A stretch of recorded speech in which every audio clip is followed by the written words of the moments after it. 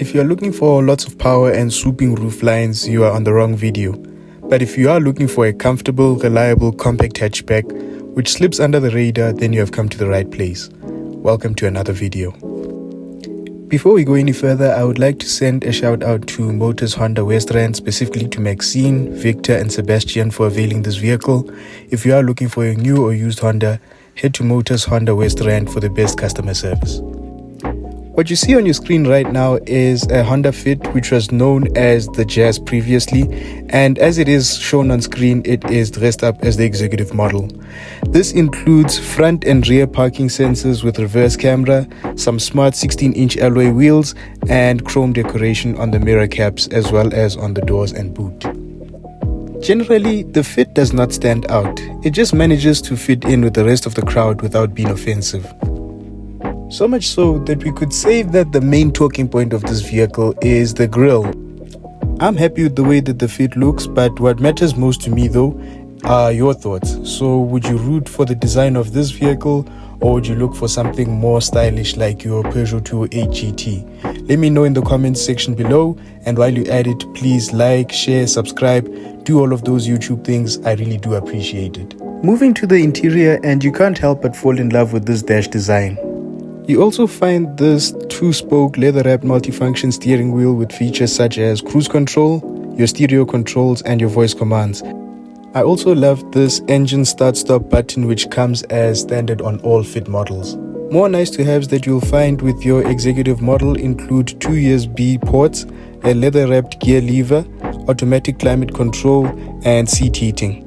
The seating position is great and the leather on them feels very comfortable, although you have to move them manually as there are no electric controls for them. Your instrument cluster is this crystal clear display, and it is complemented by a 9-inch infotainment system which allows for connectivity through Bluetooth, USB, Android Auto and Apple CarPlay.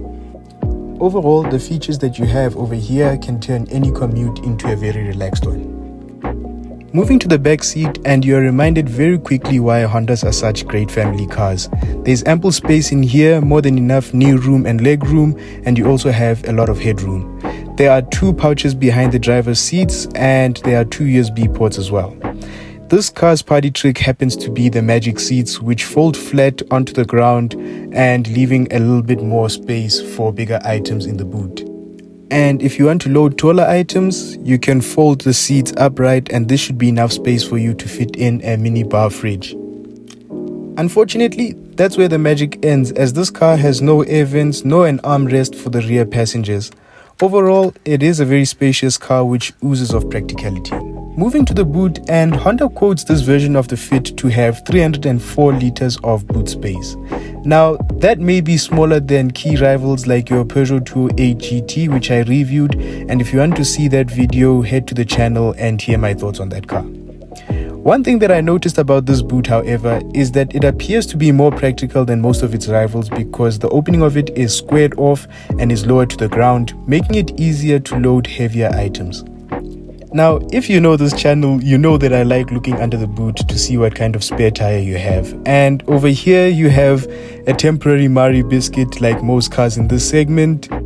So far, the only other car in this segment that has a full-size spare tire that I've reviewed is your Hyundai i20N line. And it is also important to note that if you do go for the hybrid version of this vehicle, your boot space is shrunken to 298 liters, and that Mari biscuit that we spoke about is completely ditched for a tire repair kit.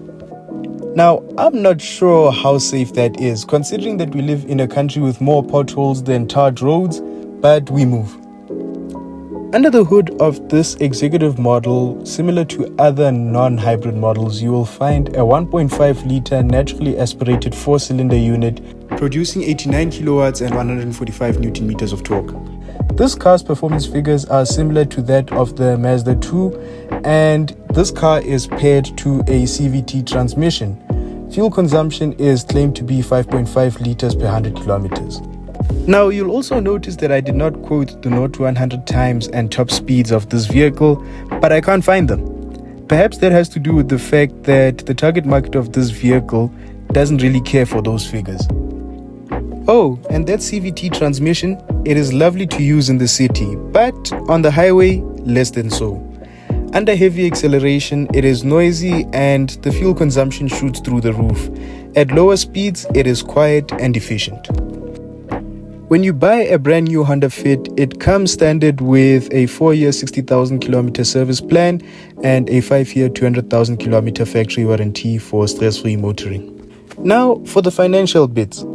Pricing of the Comfort model starts at 347,500 Rand, but that model misses out on options such as your keyless entry and LED lamps, so let's forget about that one. If you want one similar to the executive model on screen, you are looking at 423,500 Rand.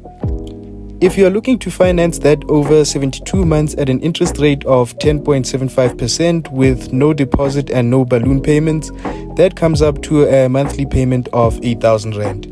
Add 2 full tanks of petrol and your monthly cost comes up to 9,800 Rand. Honestly, this car is priced very fairly if you have to compare it against its rivals. So, what are my final thoughts on the Fit? Well, I'd say that it is a no-frills approach to everyday motoring. It is a reliable, practical, compact hatchback with good standard spec in this executive model. If I were buying with my own money, however, I would stretch my budget to get the hybrid model as it comes with more extras such as adaptive cruise control, lane keep assist, and an armrest for the rear passengers. Also, it is more powerful and the extra money that you pay will be recovered as it is more efficient than all the other models of the Fit. If you enjoyed this video, please like and share and subscribe to the channel. But guys, thank you very much for watching this one. Until the next video, take care and stay driven.